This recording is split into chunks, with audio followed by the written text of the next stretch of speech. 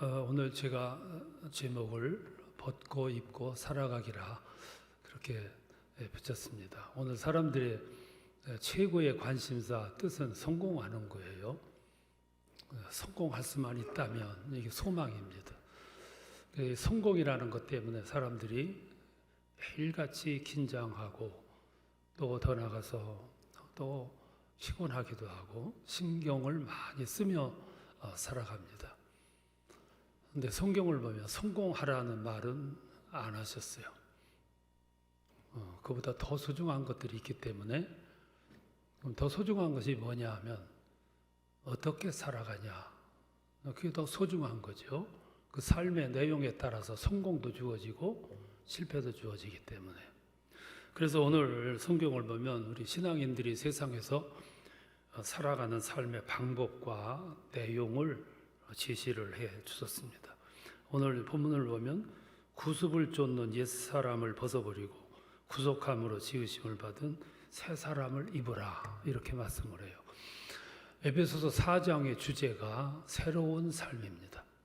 변화된 삶, 또 구원받은 삶, 영적으로 인침을 받은 삶, 그런 삶을 말씀을 해요. 그래서 오늘 본문을 보면 자연인 한 사람이 신앙인으로 이렇게 만들어져 가는 과정을 설명을 하고 있어요.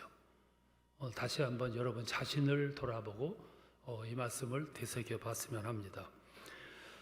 오늘 성경을 보면 세 가지 신앙인이 되어가는 과정을 세 가지로 나눠서 말씀을 했어요. 첫 번째 과정은 구습을 쫓는 옛사람을 벗어버리는 과정입니다. 옛사람은 예수를 알기 전에 자연인이었던 나 자신을 옛사람이라 그래요. 그때 난 예수와 상관이 없었죠. 내 삶의 중심은 나밖에 없었어요. 내 이익 중심으로 살았고 욕망에 끌린 삶을 살았어요. 이제 그 시대 그 삶을 가리켜서 옛사람의 시대라 그렇게 말할 수 있어요. 그래서 그 모든 기준은 내가 기준이에요. 그래서 내게 이익이 된다면은 그건 무엇이나 구분할 것 없이 고민 없이 받아들이며 살아갈 때, 그때가 그때예요. 예수와 상관이 없는 그런 시대, 그 상태를 가리켜서 옛사람의 시대다 그렇게 말합니다. 우리 다 옛날 그렇게 살았잖아요. 그렇게 살아가다가 오늘 성경 말씀에 말씀한 것처럼 벗어버리라, 그래서 벗어버렸어요. 이게 오늘 우리들의 모습입니다. 이렇게 다 벗어버리는 선언식이 세례였어요. 세례는 뭐냐면 나 이제 벗어버렸다, 던져버렸다, 이제는 내 소속을 분명히 한다, 나는 옛사람 아니고 주님의 세계에 나는 포함된다. 이 선언이 세례라고 볼 수 있어요. 이 첫 번째 단계입니다. 구습을 쫓는 옛사람을 벗어버리라. 이제 벗었으면 입어야 되죠. 두 번째, 하나님을 따라 의와 진리의 거룩함으로 지으심을 받은 새 사람을 입으라 그랬어요. 입습니다. 어떻게 입냐면은 내 중심이었던 옛사람을 벗어버리고 새 중심을 만드는 거죠. 주님 생각으로, 주님 뜻으로 영적으로 거듭남의 과정을 거치게 되는 거죠. 그러니까 옛날 자연인인 내가 예수를 믿음으로 말미암아 벗어 던지고 거룩함을 받은 새 사람으로 지음을 받게 된 겁니다. 재창조라고 그렇게 말씀을 해요. 여러분 모두 옛날에 어둠의 세계에서 살았어요. 그리고 어둠의 목적을 추구했고, 그러다가 마침내 구습을 쫓고 살아가던 삶을 이렇게 다 벗어 번지고 새로 지음을 받게 됐습니다. 오늘 모두 예수 안에 들어와서 다 벗어 던지고 새로 입었지 않습니까? 그 결과 우리는 완벽하지는 않지만 주님의 제자가 됐고 백성이 됐고 그리스도인이 됐고 신앙인으로 지금 살아가고 있습니다. 이 구별된 삶을 살아가고 있는 거죠. 이것을 벗고 새로 입었다. 이렇게 표현을 하는 겁니다. 새 옷을 입은 사람은 꼭 필요한 삶의 덕목이 하나가 있어요. 그게 뭐냐면 고백하는 삶이에요. 이 고백은 세 부분에 고백이 됩니다. 먼저 내 자신에게 고백을 하는 거예요. 나는 주님의 제자다. 이제는 나는 주님 편에 섰다. 두 번째는 주님을 향해서 고백하는 거예요. 나는 주님의 자녀입니다. 주님의 제자입니다. 그 세 번째는 세상에 고백하는 거예요. 누구든지 나를 괴롭히지 말아라. 내 몸에 예수의 흔적을 가지노라. 나는 이제부터 예수만 알기로 작정하노라. 이게 사도 바울의 고백이에요. 만인에게, 세상 사람들에게 고백하는 거죠. 이렇게 고백하면은 소속이 분명해져요. 나의 아이덴티티, 나의 고유한 영역이 생기는 거죠. 나의 자존감이 생기는 것이고, 그리고 나의 주인이 생기는 거예요. 굉장히 중요해야 합니다. 여러분, 살아가면서 고백이 소중해요. 이 고백에 따라서 내가 누구 편이냐가 결정이 되고 나의 값이 결정이 되는 거죠. 남자 친구가 오랫동안 사귀다가 어느 날 나 너 사랑해. 그러면 그 순간부터 연인으로 발전하는 거예요. 과정이 달라져요. 가치가 달라지고요. 나의 소속이 달라지는 거죠. 우리가 살아가면서 고백은 그런 중요한 역할을 하게 됩니다. 오늘 우리 신앙인들이 세상에 나가서 나는 주님의 제자다. 다 고백을 해놓으면 든든해져요. 흔들림이 없어요. 오늘 그리스도인들이 나가서 이렇게 고백하는 것을 두려워해요. 그래서 흔들림이 많아. 자기 정체성도 약해져요. 그렇게 고백을 하지 않으면 편하게 살 수 있을런지는 모르지만 내적으로 갈등이 많아요. 소신이 쓰지를 않아요. 고백하는 것이 참 중요합니다. 그래서 벗고 입고. 세 번째는 벗고 입었으면 입은 사람으로서 고백한 사람으로서 살아가야 돼요. 그럼 살아가는 삶의 내용이 뭐냐 하면 지금 읽은 이 말씀입니다. 25절부터 보면 거짓을 버리고 이웃과 더불어 참된 것을 말하고 분내지 말고 도적질하지 말고 그리고 가난한 자를 구제하고 더러운 말은 입 밖에도 내지 말라. 이게 삶의 내용이에요. 또 31절에 보면 모든 악독, 노함, 분냄, 비방을 금지하고 32절 서로 친절하고 불쌍히 여기고 서로 용서하기를 하나님께서 나를 용서하심같이 너희도 용서하라. 이것이 고백한 사람, 옷을 새롭게 입은 사람들이 살아가야 할 삶의 덕목이라 이렇게 볼 수 있어요. 옛사람을 벗어버렸고 그리고 새로 입은 옷을 입은 신앙인들이 살아가야 할 내용이라고 볼 수 있어요. 그런데 여기에 문제가 하나 있어요. 그거는 이렇게 딱 보자마자 질려버리죠? 불가능 이야기만 써놨어요.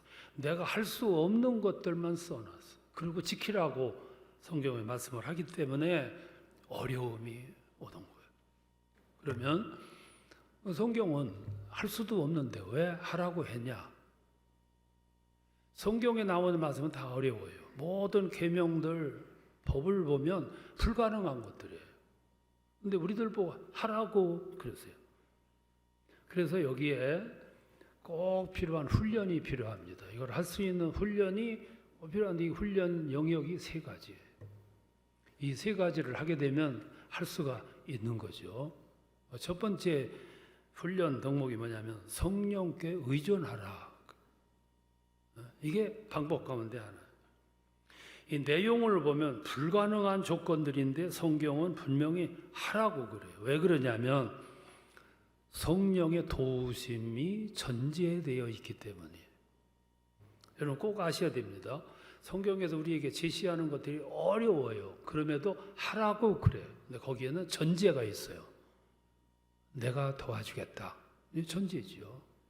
그래서 30절에 보면 성령을 근심케 하지 말라 그랬는데 이 말은 무슨 말이냐면 왜 해보지도 않고 포기하냐?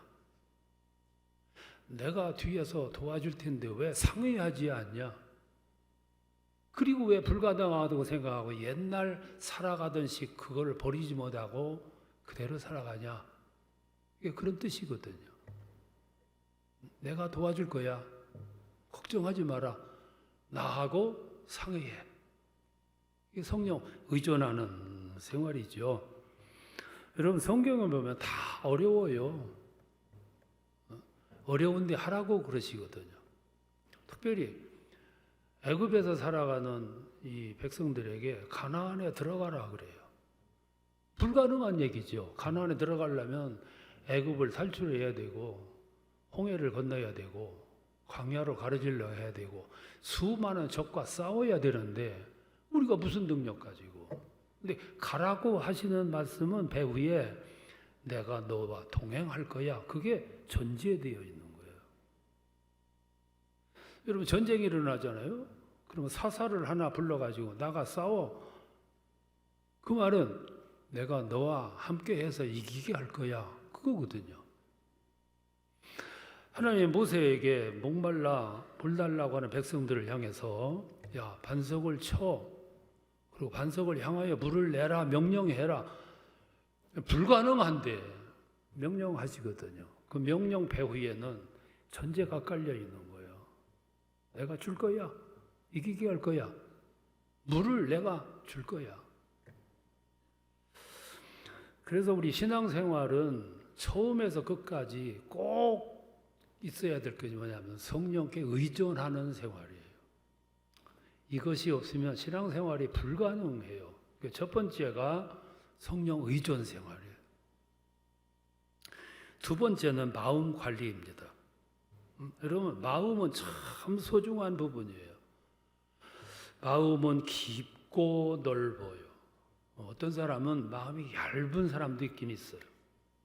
마음은 신비한 영역이에요. 상처받기도 쉽고 마음은 풍성하기도 해요.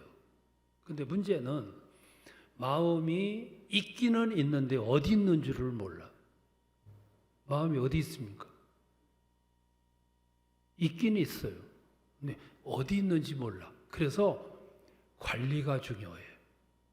왜 관리가 중요하면 있기는 있는데 어디 있는지를 모르기 때문에 마음은 상하기가 쉽고 상처 입기가 쉬워요. 그래서 마음이 병들면 고치기가 힘듭니다. 어디 있는지 모르기 때문에. 근데 보세요. 감사, 기쁨, 찬양, 칭찬, 웃음, 희락, 화평이 마음에서 나와요.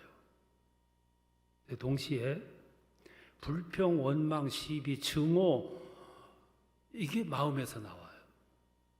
왜 이렇게 다르냐 그러면 어디서 차이가 있냐면은 관리 여하에 따라서 달라지는 거예요.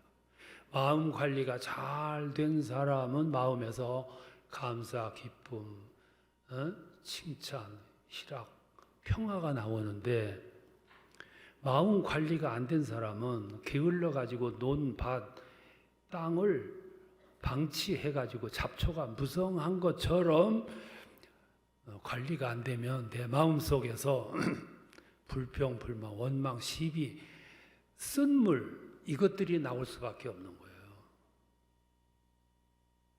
무서운 얘기예요. 그래서 마음 관리가 중요한 거예요. 모세를 보세요. 하나님을 만나기 위해서 저 시내산에 등정했다가 돌비를 받아가지고 내려와요. 저 진중에서 백성들이 황금 송아지를 만들어 놓고 추태를 부리고 있어요. 그 순간을 목격하는 순간 사도 바울은 흥분이 넘쳐요. 혈기가 나요. 그래서 돌비를 집어 던져버리잖아요. 박살을 내버린다고.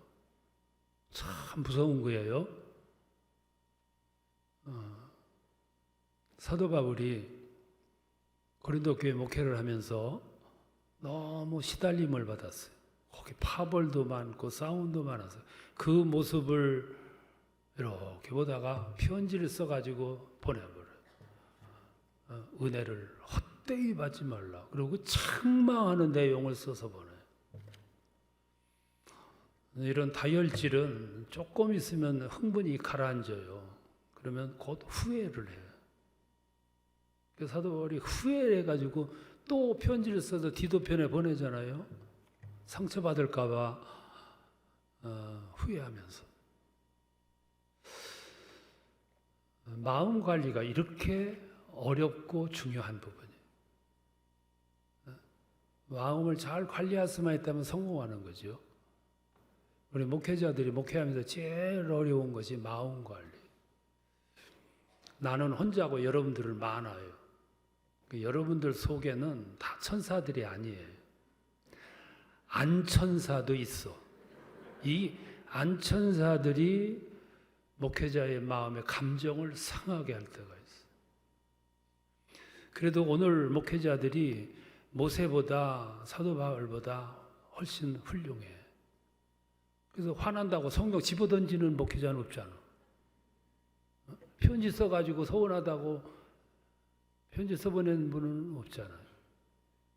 그걸 이기려니까 얼마나 힘들겠어요. 그래서 마음 관리가 중요해요. 성령께 의존, 마음 관리. 자, 그런데 성령께 의존하는 생활과 마음 관리 생활에 철저하게 되면 세 번째 단계가 나오는데 그게 순종의 단계예요. 이 순종의 단계에서 뭐가 나오냐면 여러분 신앙생활 하는데 지성이 앞서고 지식이 앞서다가 보면은 그 신앙생활 오래 해도 기적이 안 일어나요. 변화, 감동, 결단, 눈물, 회심이 안 일어나요. 성령에 의존하는 삶을 살아가며 마음의 관리가 잘 되다 보면 조그마한 일에도 감동이 나오고 결단이 나오고 욕구가 나와요. 소극적인 사람이 적극적인 성향으로 바뀌어요. 그래서 그렇게 되면 성령이 내 안에서 역사하세요. 여러분, 나는 얼마나 소중한 자원입니까? 훌륭한 자원이거든요. 하나님은 우리 자원을 사장시키지를 않아요. 그래서 성령을 보내가지고 성령에 의존하는 삶을 살고 더 나가서 마음이 잘 관리된 사람들 마음속에 감동을 주시는 거예요. 감동을 주시면 어떤 현상이 일어나냐면은 내 마음속에 무언가를 실행하고자 하는 욕구가 나와. 용기가. 그래서 세상에 이바지하고 싶고 이웃을 섬기고 싶고 교회에 뭔가를 가서 하고 싶은 이런 마음이 와요. 헌금도 하고 싶고 구제도 하고 싶고 봉사도 하고 싶고 뭔가 소극적이던 것이 적극적으로 하고자 하는 마음으로 발전해요. 그게 성령이 주시는 생각이에요. 그러면 그런 생각이 떠오르면 즉시 해야 돼. 즉시 안 하고 또 따지고 싶으면 그 마음이 점점 죽어가요. 줄어들고 헌금을 하고 싶다. 그래서 해야 되는데 그걸 또 따지다 보면 액수가 점점 줄어. 그래서 나중에는 포기하게 되는 거예요. 성령은 우리에게 이렇게 역사를 해요. 교회를 건축한다 그러면 모든 분들이 침통해져요. 걱정에 앞서. 근데 전에는 뭐 또 그런 걸 하냐 그러다가 이번에는 내가 동참해야지. 선교지를 위해서 뭘 한다 그러면 이번에는 내가 동참해야지. 이게 이렇게 성향이 바뀌어지는 거죠. 그러니까 내 생각이 아니에요. 그것이 성령께서 나에게 제시하는 길인 거죠. 방법이고 차원으로 바뀌어지는 거예요. 뿐이에요. 내 마음속에 어느 순간부터 다짐하게 되고 각오하게도 돼요. 그것도 성령께서 내 마음을 움직이시는 거죠. 그래서 그냥 생각 없이 살던 어떤 아빠가 좋은 아빠가 돼야지. 이게 어느 날 갑자기 생긴 마음이에요. 이게?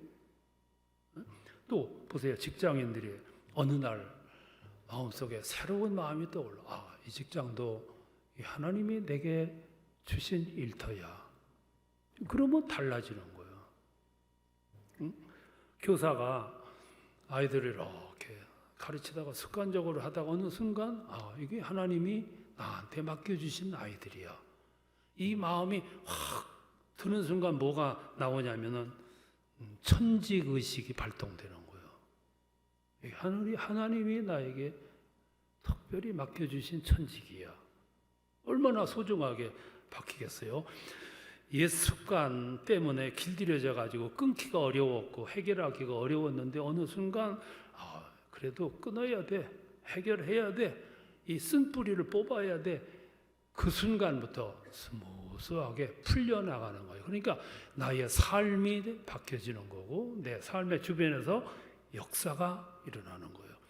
또 이렇게 생활하다 보면 성령께서 잘 조절된 내 마음속에 또 생각을 주시는 거예요. 내가 좋은 이웃이 되주는 거죠. 여러분, 좋은 이웃을 만나는 것도 복이지만 내가 좋은 이웃을 되주는 것도 축복이에요. 그것도 성령께서 내게 주시는 아이디어죠. 믿어주는 것도 얼마나 큰 축복이에요. 내가 저를 믿어주고 저 사람이 나를 믿어주는구나. 그것이 삶으로 나오는 거죠. 여러분, 돈 좀 있는 분들은 큰 꼽을 쳐가지고 그걸 어떻게 더 살려고 발버둥 치면은 비참해지는 거예요. 돈이 있고 내가 건물이 있으면은 전세금을 주고 월세를 줄 때 좀 깎아주는 거예요. 내가 이 집이 있고 또 한 집이 있어요. 그러면 월세를 주고 전세를 줄 때 좀 깎아주세요. 얼마든지 할 수 있거든요. 그러면 그 사람들의 삶이 엄청나게 변화되고 그 사람들의 변화가 세상 변화로 이끌어지는 거예요. 여러분, 월세를 깎아줬어요.